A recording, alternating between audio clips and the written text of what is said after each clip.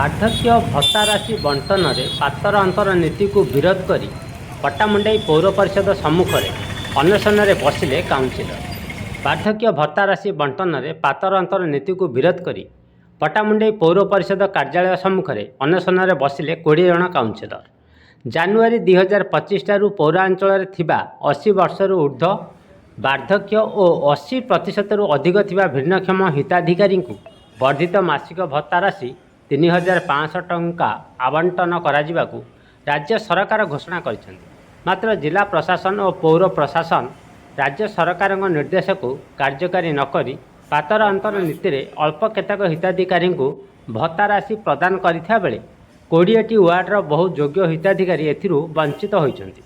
ଏନେଇ ଜିଲ୍ଲା ପ୍ରଶାସନ ଓ ପୌର ପ୍ରଶାସନ ନିକଟରେ କାଉନସିଲରମାନେ ଦାବି କରି ଆସୁଥିଲେ ମଧ୍ୟ ଏପର୍ଯ୍ୟନ୍ତ କୌଣସି ସୁଫଳ ମିଳିନାହିଁ, ଯାହାଫଳରେ ରାଜ୍ୟ ସରକାରଙ୍କ ନିର୍ଦ୍ଦେଶକୁ କାର୍ଯ୍ୟକାରୀ କରିବା ସହିତ ବାଦ୍ ପଡ଼ିଥିବା ହିତାଧିକାରୀଙ୍କୁ ଭତ୍ତା ଆବଣ୍ଟନ କରିବାକୁ ପୌର ପରିଷଦ କାର୍ଯ୍ୟାଳୟ ସମ୍ମୁଖରେ ଅନଶନରେ ବସିଛନ୍ତି 20 ଜଣ କାଉନସିଲର।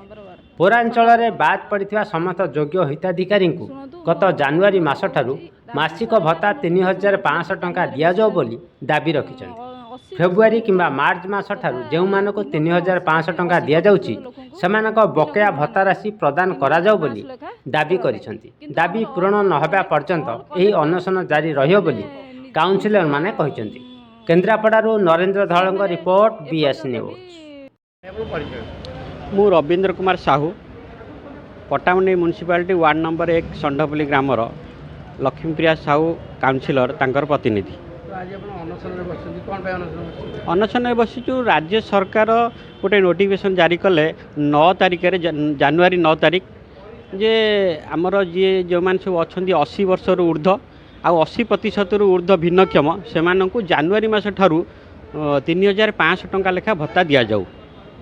କିନ୍ତୁ ଏଯାବତ୍ ଆମର ଜିଲ୍ଲା ପ୍ରଶାସନ ତାଙ୍କର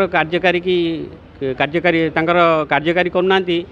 ଯେ ରାଜ୍ୟ ସରକାର ଯେଉଁ ଅର୍ଡ଼ର କଲେ କଲେକ୍ଟରମାନଙ୍କୁ ଯେ ଆପଣଙ୍କ ମ୍ୟୁନିସିପାଲିଟିକି କିମ୍ବା ବ୍ଲକକୁ ସବୁ ଏରିଆକୁ ଦେବା ପାଇଁ, କିନ୍ତୁ ତାହା ଜିଲ୍ଲା ପ୍ରଶାସନ ଏପର୍ଯ୍ୟନ୍ତ ଲାଗୁ କରୁନାହାନ୍ତି। ଜାନୁଆରୀ ଠାରୁ ଯେଉଁମାନଙ୍କୁ ଭତ୍ତା ଦେବା ପାଇଁ 3,500 ଟଙ୍କା ଲେଖା ଅର୍ଡ଼ର କରାଗଲା, କିଛି ଲୋକଙ୍କୁ ଦିଆହେଲା ଆଉ କିଛି ଲୋକଙ୍କୁ ଦିଆଗଲା ନାହିଁ। ପରବର୍ତ୍ତୀ ମୁହୂର୍ତ୍ତରେ ଆମେ ଯେତେବେଳେ ଅଫିସରେ ଲେଖିକି ଦେଲେ, ତାପରେ ମଧ୍ୟ ଫେବୃଆରୀ ମାର୍ଚ୍ଚ ମାସ ଠାରୁ କିଛି ଲୋକଙ୍କୁ 3,500 ଟଙ୍କା ଲେଖା ଦେଇଛନ୍ତି, ଆଉ କିଛି ଲୋକଙ୍କୁ ଏପର୍ଯ୍ୟନ୍ତ କିଛି ଭତ୍ତା ମିଳିନାହିଁ।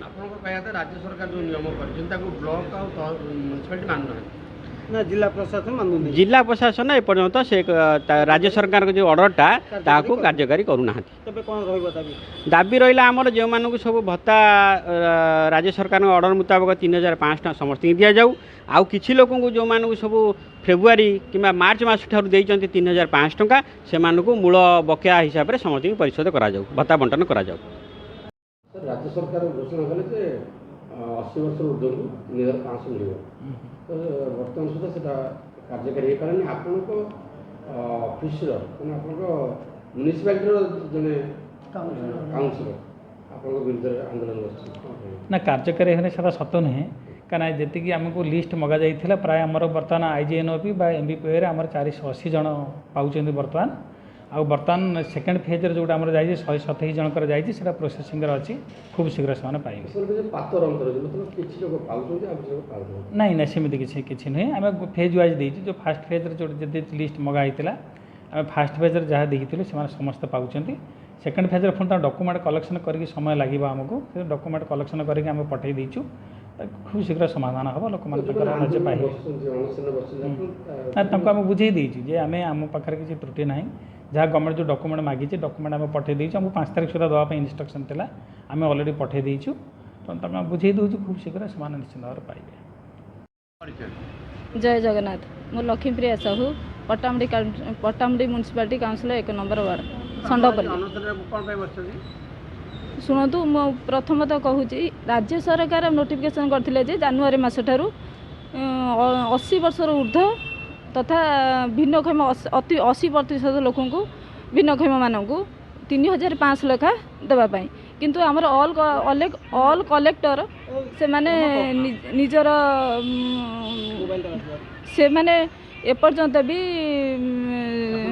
ताकू मानि नाहांती जेहेतु किछि लोक पाइचंती अन्य किछि लोक पाइ नांती ସେଥିପାଇଁ ଆମେ ତାଙ୍କୁ ସାହାଯ୍ୟ କରିବା ପାଇଁ ଆମେ ଏଠି ବସିଛୁ। ତ ଆପଣ ଜଣେ ୱାର୍ଡ ପ୍ରତିନିଧି, ଆଜ୍ଞା ଆପଣଙ୍କ ୱାର୍ଡରେ ବହୁତ କମ୍ପ୍ଲେନ୍ ଆସୁଥିବ ଯେ ଆମକୁ ଲୋକ କିଛି ପାଇଲେ କିଛି ନ ପାଇଲେ, ଆଜ୍ଞା କ'ଣ କେମିତି ତାକୁ ସମାଧାନ କରୁଛନ୍ତି? ଆମେ ତାଙ୍କୁ ପ୍ରତିଶ୍ରୁତି ଦେଇଛୁ ଯେ ଆମେ କିଛି ଦିନ ଭିତରେ ଆମେ ଆମର ନିଜର ଅନୁଭୂତି କିମ୍ବା ଆମର ଦାୟିତ୍ୱ କର୍ତ୍ତବ୍ୟ ନେଇକି ଆମେ ତାଙ୍କୁ ସମାଧାନ କରିବୁ ବୋଲି ଆମେ ପ୍ରତିଶ୍ରୁତି ଦେଇଛୁ। ବର୍ତ୍ତମାନ ସମାଧାନ ପୁଣି ଲୋକମାନେ ଅଭିଯୋଗ କରୁଥିବେ। ଅଭିଯୋଗ ତ କରୁଛନ୍ତି ସବୁବେଳେ ସେ ଆମ ଘରେ ଅଭିଯୋଗ କରୁ, ସେଥିପାଇଁ ଆମେ ବି ଅନଶନରେ ବସିବା ପାଇଁ ବସିଛୁ। ତ କ'ଣ ଦାବି ରହିବ ଆଗକୁ? ଆମର ଦାବି ନ ପୂରଣ ହେଲା ପର୍ଯ୍ୟନ୍ତ ଆମେ ଏଠି ଅନଶନରେ ବସି ରହିବୁ।